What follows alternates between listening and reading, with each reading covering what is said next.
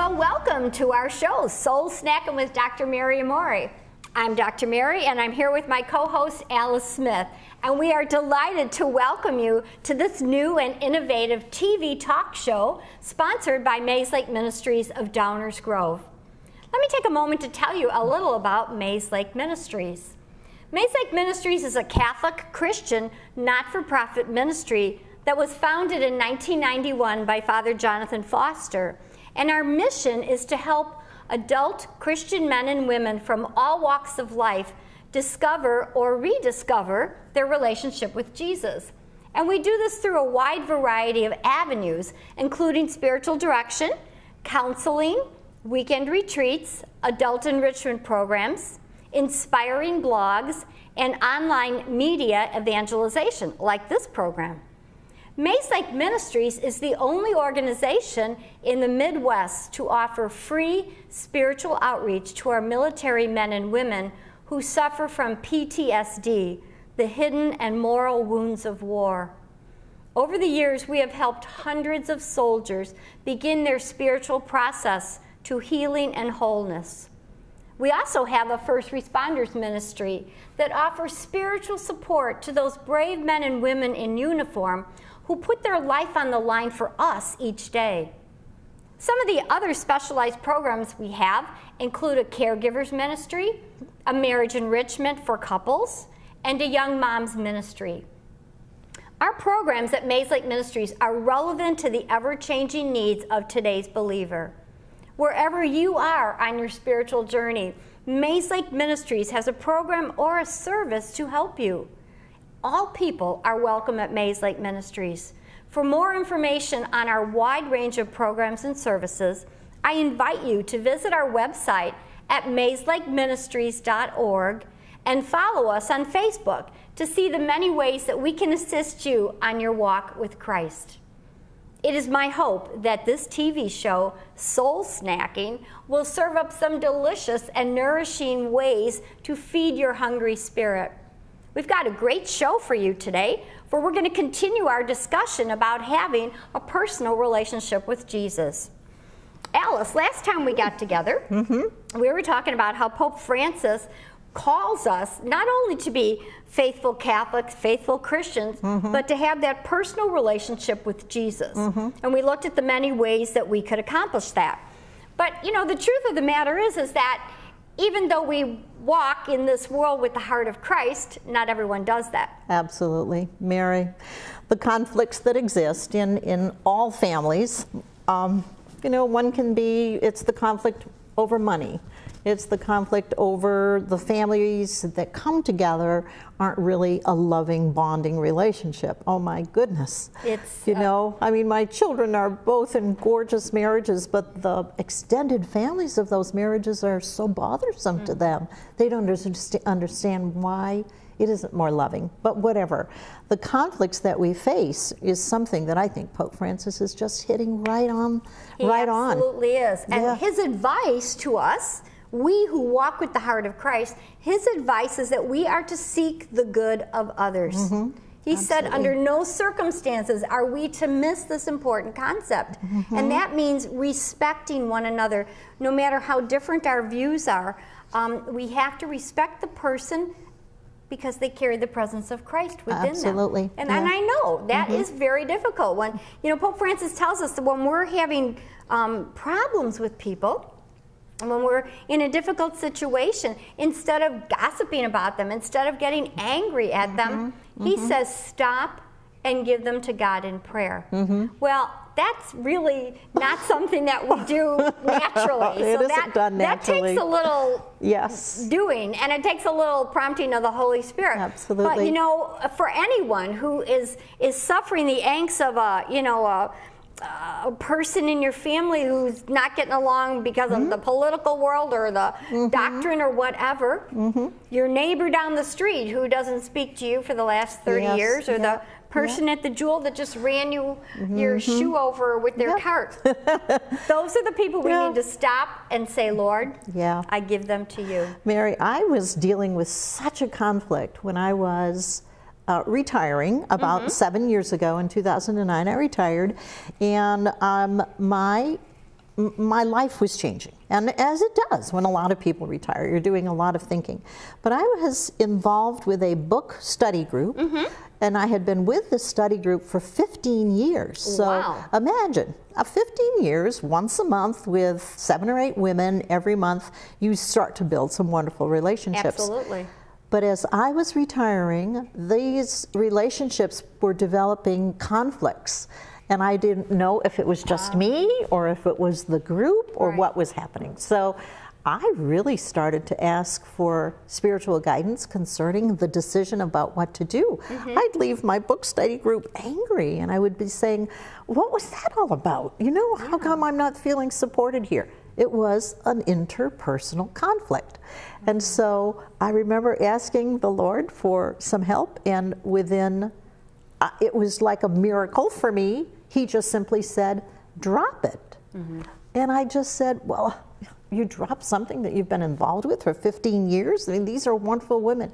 He said, drop it and pray for them. Right. Oh, it was so enlightening for me to hear that. You could have gone the other way. You could have just went back and just tried to, it takes a lot of courage, grit, and grace to drop something that is no longer life-giving in your life. I know it. Because the only life-giving thing we have is our relationship with the Lord. Everything else, builds on that. I needed that answer and it was not coming from me. It was definitely coming from my spiritual advisor, Jesus. Which is Jesus, exactly. And that is now what Pope Francis is saying for us. He absolutely to pray for those with whom you are angry. And Mary, that's news. Oh, nobody is doing that. And you know what? I'm on Facebook all the time, with Mayslake Ministries, and some of the postings on Facebook are so intentionally mean. I think to myself, why are people like that? I don't understand. If Jesus is the most important person in your life, then all of these other problems are going to start taking a secondary shift in your life. And you're going to say, okay, how can I bring the presence of Christ to the world? How can I diffuse this volatile situation with love and mercy? Absolutely. Instead of just throwing gasoline on the fire. Oh, my goodness. I know. And it has to feel good here. It has to feel good in your heart and in your soul. And as soon as the burden is lifted, because you've given it to someone who can handle it, God has the plan for me. Then you can think more clearly about what to do. So in the case of my friends, I wrote them all a letter. I told them that I would pray an hour in front of the Blessed Sacrament for them. And it was changing something that was so temporal and earthly and not spiritual. I could just feel the difference. You were liberated when you did it. I said, I'm going to the other side, folks. There you go. Oh my gosh. Your story reminds me of a sign I saw once. I was driving down a country road, and those little cute churches that are, there was a sign that said, bless your enemies. After all, you created them. Oh. Think about that for a minute. True. We have the power, our viewers, to say who's in and out of our circle. And yet it's only the grace of God that can help us to bring down those walls of isolation, to offer people, threads of reconciliation and love and mercy. We can't do it by ourselves. We can only do it if we bring God into the situation. I wanted to mention, Mary, that as I've developed my relationship with Jesus, and as Pope Francis has been such a central figure in our lives for the last 4 or 5 years, that I'm receiving every day a little bit of his writings. It comes through something that I learned about through Christ is Our Hope, but our viewers can log into certain programs, and then you're receiving 1 or 2 paragraphs of his writings right now. And I know that he's done one on the love of humanity, and he's also done one on the environment. And so, you don't have to be far away from Alice, his knowledge. You bring up an excellent point. We'll put the link on our website so that our viewers can find those great pearls of wisdom from Pope Francis that everybody needs to know. Absolutely. I have to tell you this great story. It's legendary in my family. It's called the Watermelon Wars because my great uncles, Otto and Ewald. Oh my gosh, no way. Those sound like names from a book or something. They were bachelors, and I think it had to do with their names. But anyway, and they grew up in the 1920s when it was the Depression era. Money was tight, food was scarce. And so the story goes in my family that Otto and Ewald were at a family picnic. And there was one piece of watermelon left. Otto wanted it, but Ewald ate it. And the two brothers never talked again as long as they lived. As preposterous as that sounds, Alice, and it is preposterous, I think if we go in our family tree and we pull apart all those huge arguments, they're over stupid things like money, possessions, maybe your own watermelon, whatever it is. But you know what? The bottom line is that it's always over something earthly instead of the only great gift we have, which is our relationship with the Lord. Yeah. All families disagree. We know that, okay? I mean, I've got family too. But it's us who walk with Christ that have to bring that presence of Christ to others, no matter how volatile the situation is. Yeah. And with my ministry, What's New with You in Jesus, I come from a large family, and my assumption was that they would all love what I'm doing, and they would just say, "Go for it, woman, go for it." Not true. Not true. Not true. There are people who think that I'm doing it for the wrong reasons. I can't imagine what that is. But, like half of the family is divided. And so at the last family reunion, my husband very nicely mentioned the blog and the work that this old lady was doing at her age. Yes. And suddenly the rest of the family that had been a little more silent were saying, well, this is legitimate. This is wonderful. Your ministry is making a difference. So, you have to just wait for the right moment when the Lord decides to give a little bit of affirmation as well. Timing is everything. Yeah. And you know what? It is our free will, that God-given gift that He gave us, that we can choose to be kind or nasty. And if we always choose the road of kindness, if we always try to choose the road of being merciful and compassionate, God will do the rest. We don't have to do everything, but we have to at least take that first step. Mary, I just have to tell you this story because when email started becoming the way to communicate in the early 2000s, whatever, I can remember a woman at my school trying to communicate with me via email. And she was so angry in that email that I responded back with anger. And it didn't go very far, but after asking for a little bit of guidance from on high, I said, my gosh, this is not what email is going to do for me. And I invited this lady to my office. We resolved the conflict, and we said, never again will either of us use that form of communication for let anger get in the way. It was a tough lesson for me, but I'm glad I learned it early. Yes. If more people could learn that, really. And again, it's just pulling God into the situation. To be a Christian, and we know this, reconciliation, forgiveness has to sit at the heart of who we are. And that reminds me one of my favorite gospel stories is the prodigal son. Oh, yes, definitely. That son was off there doing everything and anything. And but the scripture tells us that the father waited at the top of the hill every day for that child to come home. And when he finally saw him, he ran out to meet him. He didn't wait for him to ring the doorbell, and he didn't say, you did this, this, and this. You spent all your money. No, he embraced him, and he loved him, and he kissed him, and he celebrated it. That's what God, first of all, will do for us when we take that first step home.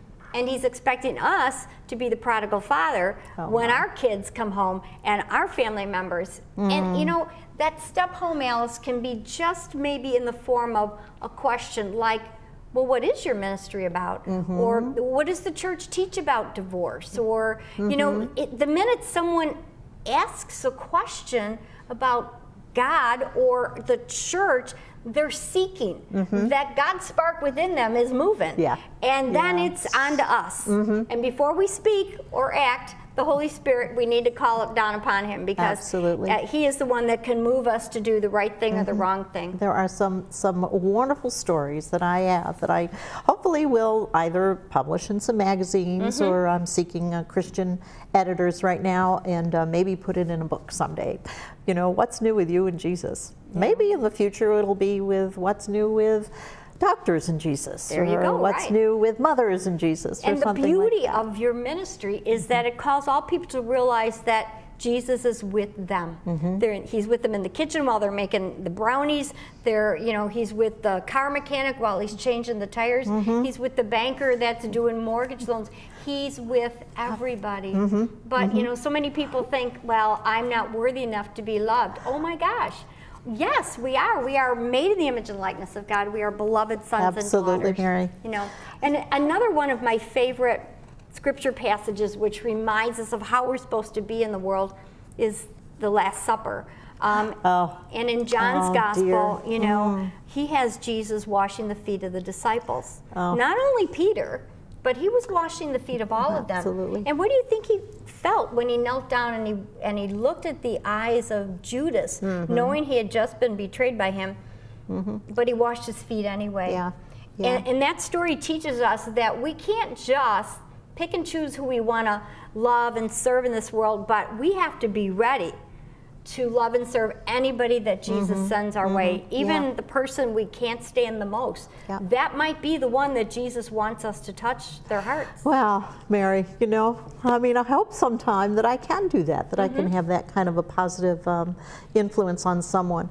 I have to tell you, Holy Thursday is, I don't get through that day without tears, because it is such an emotional thing for me to think that Jesus humbled himself so much, showed the love of his, because having clean feet then, in a country where it was very sandy and very hot, and people didn't even really want to wear their sandals for comfort. Having clean feet was definitely a part of the culture, so you had to do that. And that was a beautiful ritual, but that was a beautiful ritual to do. As a servant job, but he knelt down and did it for all. Because he loves us so much, and all he wants us to do is take that first step, and he will come out and he will love us and hold us. And and our role, I think, in this world as Christians as well, is to be Jesus, to be ready to wash the feet of others, to be ready to run down that lane when our family members, no matter what they're doing, that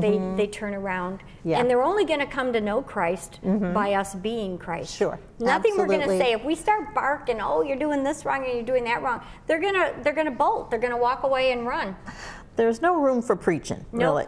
No, there's only room for modeling Christ, really. Absolutely. And we have to do it. And Pope Francis, bringing it back to Pope Francis, says we have to model Christ joyfully. Yes. Because there is no room for being a disgruntled disciple. Because once Jesus has touched your heart, oh my gosh, it's like, how can you keep that joy to yourself?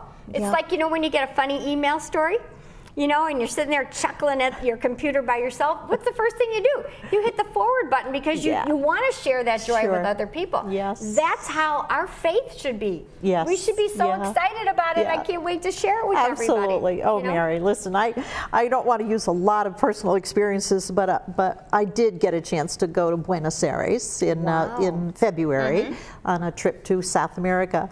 And when we went there, of course, we went to the square where his cathedral is, and it was just, I know it was because of Pope Francis, but the people were just so joyous, and they were just like praising him, even in his absence. Obviously, he wasn't there, but many of the stores have these huge statues of him.